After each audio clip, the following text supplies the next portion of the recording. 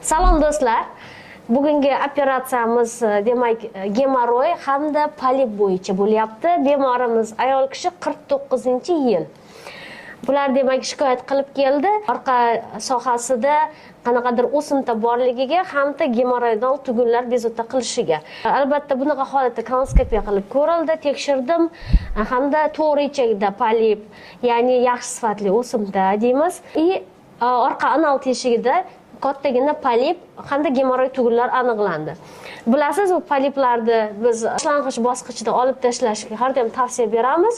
Shuning uchun to'g'ri ichakdagi polip olindi hamda hozir mana gemoroid tugunlari lazer usulida kuydirilyapti hamda polip olinyapti. Demak, operatsiyamiz 15 daqiqa davom etadi. Reja bo'yicha bemorimiz demak spinalniy narkoz ostida uyg'oq yotishadi.